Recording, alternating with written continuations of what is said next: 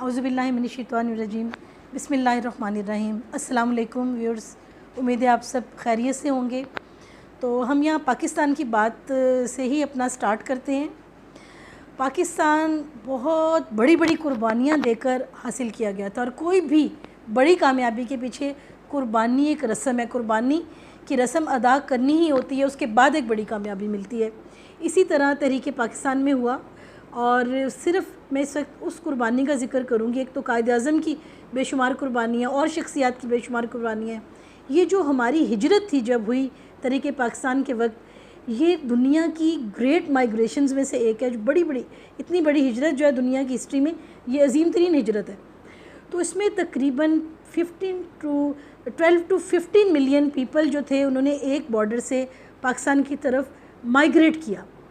तो 12 से 15 मिलियन लोगों ने माइग्रेट किया और इनमें 1 मिलियन जो हैं मुस्लिम्स, ये रास्ते में ही वफ़ात पा गए, रास्ते की सख्तियों की वजह से। इस हिजरत में 75,000 जो ख़वातीन या तो अगवा हो गई या उनकी आबरू रेज़ी हुई। तो एक अजीम कुर्बानियाँ थीं जो लोगों ने दी। क्यों दी?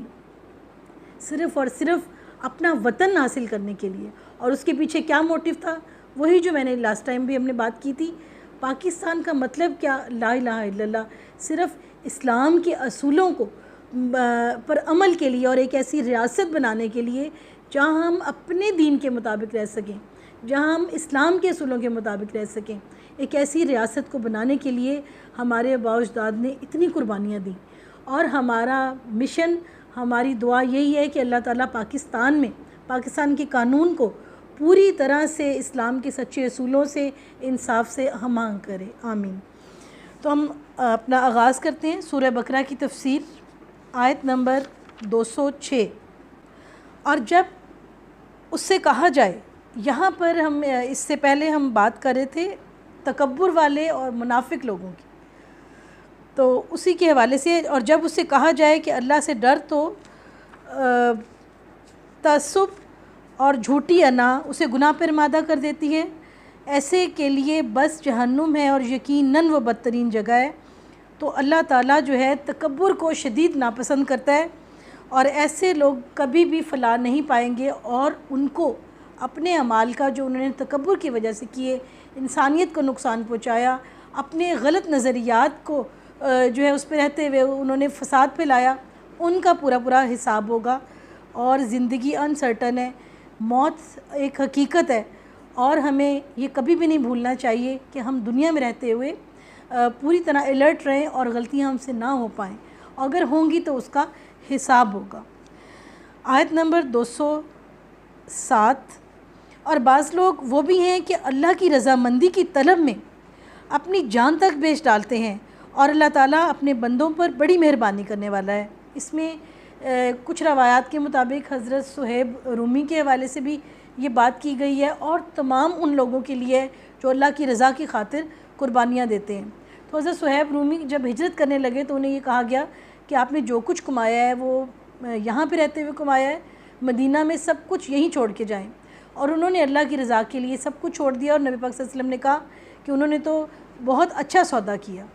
और वो तमाम लोग, जहाँ एक तरफ मुनाफिकीन और तकब्बुर वाले लोग हैं, दूसरी तरफ वो भी हैं जो अल्लाह की रज़ा के लिए अपनी मैं, अपना माल, अपनी दौलत, अपना सब कुछ छोड़ देते हैं।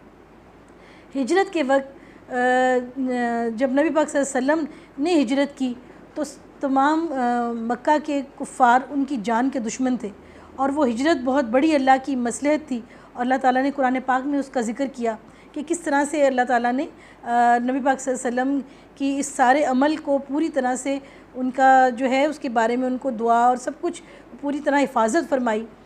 तो नबी पाक सल्लल्लाहु अलैहि वसल्लम ने जब हज़रत अली करमल्लाहु वजहू से कहा कि आप मेरे बिस्तर पर सो जाएं, तो उस वक्त एक कातलाना हमला था जो किसी वक्त भी हो सकता था। तो वो उनके बिस्तर पर सो गए अपनी जान को ख़तरे में डालते हुए।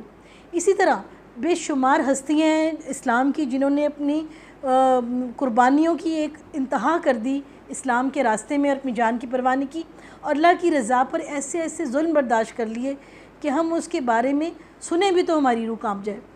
हज़रत अम्मार के जो वालिद हैं हज़रत यासिर और उनकी वालदा हज़रत سمیہ رضی اللہ تعالیٰ عنہ جو کہ اسلام کی پہلی شہید خاتون ہیں، تو انہوں نے شدید ٹارچر، شدید مصائب اسلام کے لیے برداشت کیے۔ اسی طرح ایک حضرت خباب بن ارت ہیں جن پر جو ہے جب پتہ چل گیا کہ وہ اسلام کی طرف ہیں تو ان کے، وہ بھی ایک غلام تھے، ان کے مالکان نے ظلم کی ایک انتہا کر دی کہ انہیں ایک گرم ریت پر لٹایا جاتا اور پھر ان کے اوپر سخت بھاری پتھر رکھ دیا جاتا اور پھر ان کو مارا جاتا کہ وہ ہل بھی نہ سکیں، اور زخموں سے ان کا جسم جو ہے وہ چور چور ہو جاتا، اور پھر اس کے بعد جو ہے ان کو ریسٹ کے لیے لے جایا جاتا اور اگلے دن پھر یہی ہوتا۔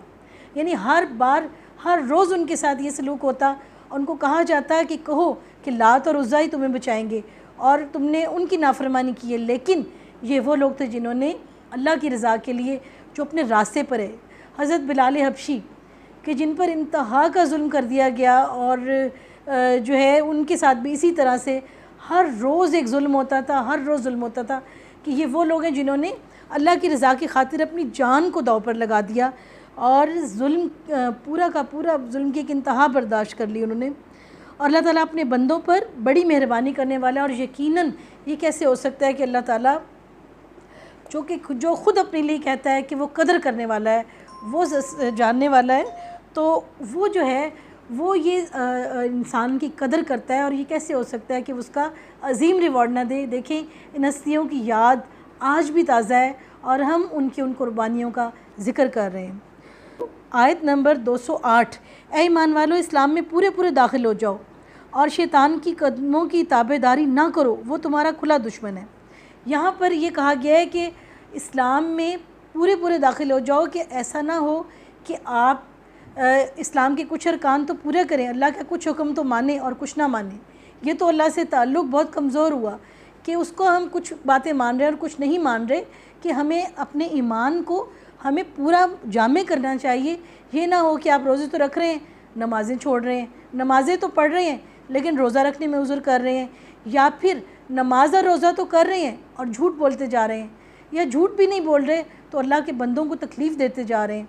تو یہ سب چیزیں جو اللہ تعالیٰ نے ہمیں احکامات دیے ہیں، ہمیں ان سب کا لحاظ کرنا ہے۔ یقیناً ان سب کو جب ہم پورا کریں گے تو ہمیں تب زندگی میں مکمل سکون، مکمل کامیابی ملے گی، اور وہی ہمارے لیے ایک قابل فخر زندگی ہوگی کہ جس میں ہم گناہوں سے بچ سکیں۔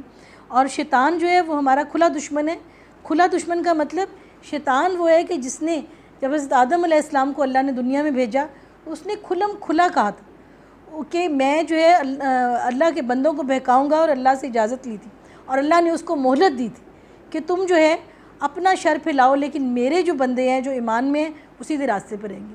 تو جو کھلا اللہ کے بندوں کو سیدھے راستے سے ہٹا رہا ہے، ہمیں اس سے الرٹ رہنا ہے۔ جب بھی آپ سیدھے راستے سے بہکیں تو آپ نے سوچنا ہے کہ آپ کہاں پہ شیطان کی پیروی کر رہے ہیں، کہاں پر اس کی رضا کے مطابق آپ چل رہے ہیں۔ تو انشاءاللہ ہماری 208 تک آیات کمپلیٹ ہوئیں۔ انشاءاللہ نیکسٹ میں آپ سے ملاقات ہوگی۔ اللہ حافظ۔